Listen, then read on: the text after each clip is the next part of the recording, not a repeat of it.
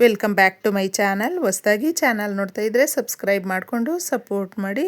ವಾರಾಹಿ ದೇವಿಯ ಆಶೀರ್ವಾದ ಎಲ್ಲರ ಮೇಲೂ ಇರಲಿ ಅಂತ ವಿಡಿಯೋ ಪ್ರಾರಂಭ ಮಾಡ್ತಾಯಿದ್ದೀನಿ. ಭಾದ್ರಪದ ಮಾಸದ ಭಾನುವಾರ 14ನೇ ತಾರೀಕು ನಮಗೆ ಸಪ್ತಮಿ ಇದೆ. ಸಪ್ತಮಿ ಅಂದಾಗ ಸುಮಾರು ಜನಕ್ಕೆ ಏನು ಸಪ್ತಮಿ ಸಾಧಾರಣವಾಗಿ ಬಂದಿದೆ ಅಂತ ಅಂದ್ಕೊಳ್ತೀವಿ. ದಯವಿಟ್ಟು ಆ ಥರ ಅಂದ್ಕೊಳ್ಳೋದಕ್ಕೆ ಹೋಗಬೇಡಿ. ನಿಮ್ಮ ಸಮಸ್ಯೆಯನ್ನು ತೀರಿಸೋದಕ್ಕೆ ಅಂತಲೇ ಭಾನುವಾರದ ದಿನ ಬಂದಿದೆ ಅಂತ ಹೇಳ್ಕೊಳ್ಳಿ. ಏಕೆಂದರೆ ನಾವು ರವಿಯ ವಾರ ಅಂತ ಹೇಳ್ತೀವಿ. ಅಂದರೆ ಸೂರ್ಯದೇವನು 7 ಕುದುರೆಗಳ ಮೇಲೆ ಸವಾರಿ ಮಾಡುವಂಥದ್ದು. ಸಪ್ತ ಅಂದರೆ ಈ ಸಪ್ತಮಿ ಕೂಡ ನಮಗೆ 7 ಅನ್ನುವ ಸಂಖ್ಯೆಯಲ್ಲಿ ಬಂದಿರೋದು.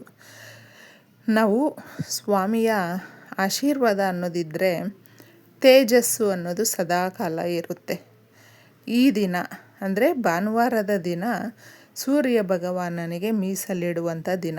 ಗೌರ್ಮೆಂಟ್ ಕೆಲಸಕ್ಕೆ ಯಾರು ಒದ್ದಾಡ್ತಾ ಇರ್ತಾರೆ, ಆರೋಗ್ಯ ಚೆನ್ನಾಗಿರಬೇಕು ಅಂತ ಹೇಳ್ತಾರೆ, ಚರ್ಮದ ಕಾಯಿಲೆಗಳಿದ್ದರೆ, ತೀರದ ಕೋರಿಕೆಗಳಿದ್ದರೆ, ಮುಖ್ಯವಾಗಿ ಗಂಡ ಹೆಂಡತಿ ಅಥವಾ ಶತ್ರುಗಳು ಯಾರೋ ಕಾಟ ಕೊಡ್ತಾ ಇದ್ದರೆ, ನಿಮ್ಮ ವಿಚಾರಗಳಲ್ಲಿ ಸುಖ ಸುಮ್ಮನೆ ಅವರು ಏನೋ ಬಂದು ನಿಮಗೆ ಕೇಡನ್ನು ಬಯಸ್ತಾ ಇದ್ದರೆ, ಅದು ಯಾವ ಸಂಬಂಧನೇ ಇರಬಹುದು. ಮಕ್ಕಳು ಲೈಫಲ್ಲಿ ಚೆನ್ನಾಗಾಗಬೇಕು, ಅವ್ರಿಗೆ ವಿದ್ಯೆ ಬುದ್ಧಿ ಆರೋಗ್ಯ ಹಾಗೆ ಅವರ ಒಂದು ಲೈಫಲ್ಲಿ ಅಂದುಕೊಂಡಿರುವ ಕೆಲಸಗಳು ಸರಾಗವಾಗಿ ಆಗಬೇಕು. ಅದು ದೊಡ್ಡವ್ರಿಗಾಗಿರಬಹುದು, ಚಿಕ್ಕವ್ರಿಗಾಗಿರಬಹುದು. ಇದನ್ನೊಂದು ಮಾಡ್ಕೊಳ್ಳಿ ಸ್ನೇಹಿತರೆ, ತುಂಬ ಈಸಿಯಾಗಿರುತ್ತೆ. ಒಂದು ಭಾನುವಾರ ಬೇರೆ, ಸಪ್ತಮಿ, ಇಷ್ಟೊಂದು ವಿಶೇಷತೆ ಇರುತ್ತೆ. ಸೂರ್ಯ ಭಗವಾನನಿಗೆ ಎದ್ದ ಕೂಡಲೇ ಕೈ ಕಾಲು ಮುಖ ತೊಳ್ಕೊಂಡು ಸ್ನಾನ ಮಾಡಿರ್ತೀರೋ ಅಥವಾ ಕೈ ಕಾಲು ಮುಖ ತೊಳ್ಕೊಳ್ತೀರೋ ನಿಮ್ಮ ಇಷ್ಟ. ತಾಮ್ರದ ಚೊಂಬಲ್ಲಿ ಒಂದಷ್ಟು ಗೋಧಿ ಕಾಳನ್ನು ಹಾಕಿಬಿಟ್ಟು, ಸ್ವಲ್ಪ ಆದರೂ ಪರವಾಗಿಲ್ಲ, ಗೋಧಿ ಕಾಳನ್ನು ಹಾಕಿಬಿಟ್ಟಿದ್ದೆ ನೀವು ಅರ್ಘ್ಯವನ್ನು ಬಿಡಿ.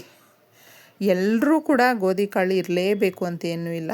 ಇಲ್ಲ ಅಂದರೆ ನೀವು ಗೋಧಿ ಕಾಳಿನ ಬದಲು ಏನು ಮಾಡಬೇಕು ಅಂದರೆ ಅರಿಶಿಣ ಹಾಕಬಹುದು, ಅಥವಾ ಗಂಧವನ್ನು ಹಾಕಬಹುದು, ಅಥವಾ ಕುಂಕುಮ ಹಾಕಬಹುದು, ಇಲ್ಲಾಂದರೆ ಅಕ್ಷತೆ ಹಾಕಿ.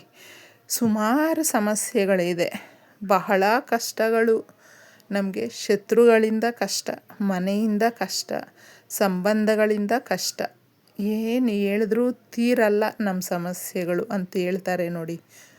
ಅವ್ರು ಏನು ಮಾಡಬೇಕು ಅಂದರೆ ಕಾಳು ಮೆಣಸು ಬರುತ್ತಲ್ವ, ಕಾಳು ಮೆಣಸನ್ನು 7 ಹಾಕಿಬಿಟ್ಟು ಅರ್ಘ್ಯ ಬಿಡಿ.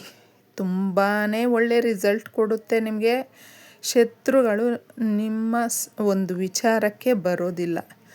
ಇನ್ನು ತುಂಬ ಕಷ್ಟ ಕಾರ್ಪಣ್ಯ ಇದೆ ಅಂತ ಹೇಳ್ತಾರೆ ನೋಡಿ, ಅವರುಗಳು ಈ ಪರಿಹಾರವನ್ನು ಮಾಡ್ಕೊಳ್ಳಿ ಸ್ನೇಹಿತರೆ.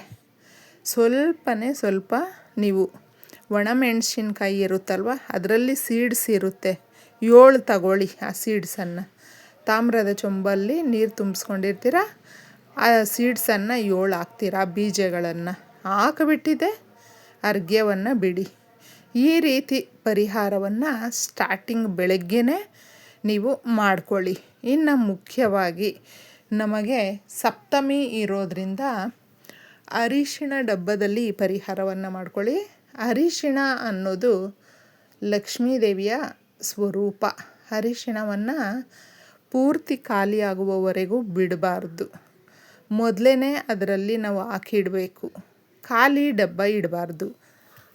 ಅರಿಶಿಣವನ್ನು ಗಾಜಿನ ಬಾಟ್ಲಲ್ಲಿ ಹಾಕಿಡಬೇಕು, ಪ್ಲಾಸ್ಟಿಕ್ಕನ್ನು ಉಪಯೋಗಿಸ್ಬೇಡಿ.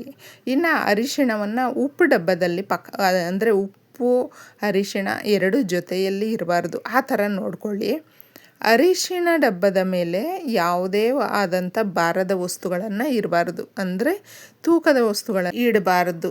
ಆ ಥರ ನೋಡಿಕೊಂಡು ನಿಮ್ಮ ಮನೆಯಲ್ಲಿ ಇರುವಂಥ ಅರಿಶಿಣ ಡಬ್ಬ ನಿಮ್ಮನ್ನು ಯಾವ ರೀತಿ ನಿಮಗೆ ಏಳಿಗೆ ಆಗುತ್ತೆ, ನಿಮಗೆ ಸಂಪತ್ತು ಬರುತ್ತೆ, ಐಶ್ವರ್ಯ ಬರುತ್ತೆ, ಮುಂದಿನ ದಿನಗಳು ನಿಮ್ಗೆ ಚೆನ್ನಾಗಾಗಿದೆ ಆಗ್ತಾಯಿದೆ ಅನ್ನೋದು ತೋರಿಸ್ಕೊಡುತ್ತೆ ಸ್ನೇಹಿತರೆ.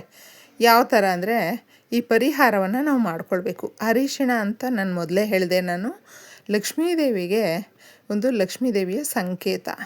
ಅದನ್ನು ನಾವು ಈ ಪರಿಹಾರದ ರೂಪದಲ್ಲಿ ಮಾಡಿಕೊಂಡಾಗ ಆ ತಾಯಿ ನಮ್ಮ ಮನೆಯಲ್ಲಿ ಸ್ಥಿರವಾಗಿ ನೆಲೆಸ್ತಾಳೆ. ನಂಬಿಕೆಯಿಂದ ನೀವು ಪ್ರಾರ್ಥನೆ ಮಾಡಿಕೊಳ್ಳಿ ತಾಯಿಯನ್ನು. ಈ ದಿನ ನಮಗೆ ಸಪ್ತಮಿ ಕೂಡ ಬಂದಿರೋದ್ರಿಂದ ನೀವು ನಮ್ಮನ್ನು ಆಶೀರ್ವದಿಸಿ ಅಂತಂದ್ಬಿಟ್ಟು ನಿಮ್ಮ ಇಷ್ಟ ದೇವರನ್ನು, ನಿಮ್ಮ ಕುಲದೇವರನ್ನು ಕೇಳಿಕೊಂಡಿದ್ದೆ. ತಾಮ್ರದ ನಾಣ್ಯ ಯಾವುದೇ ಇರಲಿ ಸ್ನೇಹಿತರೆ, ತಗೊಳ್ಳಿ. ತಾಮ್ರದ ನಾಣ್ಯ ಬಹಳ ಒಳ್ಳೆಯದು. ನಮ್ಮ ಸಮಸ್ಯೆಗಳನ್ನು ತೀರಿಸುವಂಥ ಶಕ್ತಿ ತಾಮ್ರದ ನಾಣ್ಯಕ್ಕೆ ಇರುತ್ತೆ. ಅಂದರೆ ಅದರಲ್ಲಿ ಲಕ್ಷ್ಮೀ ದೇವಿಯ ಒಂದು ಚಿತ್ರ ಇರುತ್ತೆ, ಗಣಪತಿಯ ಚಿತ್ರ ಇರುತ್ತೆ, ಆಂಜನೇಯ ಸ್ವಾಮಿಯ ಚಿತ್ರ ಇರುತ್ತೆ. ಈ ಥರ ದೇವತೆಗಳ ಚಿತ್ರ ಅನ್ನೋದು ಇರುತ್ತೆ ತಾಮ್ರದ ಕಾಸಲ್ಲಿ. ತುಂಬ ಜನರ ಹತ್ರ ಇರುತ್ತೆ ಈ ನಾಣ್ಯ. ತೊಳೆದು ನೀವು ನೀಟಾಗಿ ಫಸ್ಟು ಲಕ್ಷ್ಮೀ ದೇವಿಯ ಫೋಟೋ ಮುಂದೆ ಇಟ್ಟು ಸಂಕಲ್ಪ ಮಾಡಿಕೊಂಡು, ನಮಗೆ ಈ ರೀತಿ ದುಡ್ಡು ಕಾಸಿನ ಸಮಸ್ಯೆ ಇದೆ, ನಮ್ಮ ಮನೆಗೆ ಸಂಪತ್ತು ಐಶ್ವರ್ಯ ಬರುವ ರೀತಿ ಮಾಡು ತಾಯಿ, ಕಾಪಾಡು ನಮ್ಮನ್ನೆಲ್ಲ, ಆರೋಗ್ಯವಾಗಿ ನಾವಿರುವ ಥರ ನೋಡಮ್ಮ ಅಂತಂದ್ಬಿಟ್ಟು ನೀವು ಕೇಳಿಕೊಂಡು ಅದನ್ನು ದೇವ್ರ ಮನೆಯಲ್ಲಿ ಇಟ್ಟಿರ್ತೀರಲ್ವ ಲಕ್ಷ್ಮೀ ದೇವಿಯ ಫೋಟೋ ಮುಂದೆ, ಅದನ್ನು ಸೀದಾ ತಗೊಂಡೋಗಿದೆ ಅರಿಶಿಣ ಡಬ್ಬದಲ್ಲಿ ಸ್ವಲ್ಪ ಅರಿಶಿಣವನ್ನು ತೆಗೆದು ಇಡಬೇಕು. ಅಂದರೆ ಮೇಲೇ ಇಡೋದಕ್ಕೆ ಹೋಗಬೇಡಿ, ಸ್ವಲ್ಪ ಸೆಂಟ್ರಲ್ಲಿ ಇಡಿ.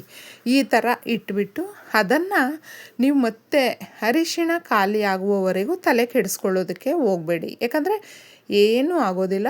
ಒಂದಷ್ಟು ದಿನ ಅದರ ಶಕ್ತಿ, ಅದರ ಪ್ರಭಾವ ಅನ್ನೋದು ಇರುತ್ತೆ. ಆಗ ಮನೆಯಲ್ಲಿ ಸುಖ, ಶಾಂತಿ, ಸಮೃದ್ಧಿ ಅನ್ನೋದು ನೆಲೆಸುತ್ತೆ ಸ್ನೇಹಿತರೆ.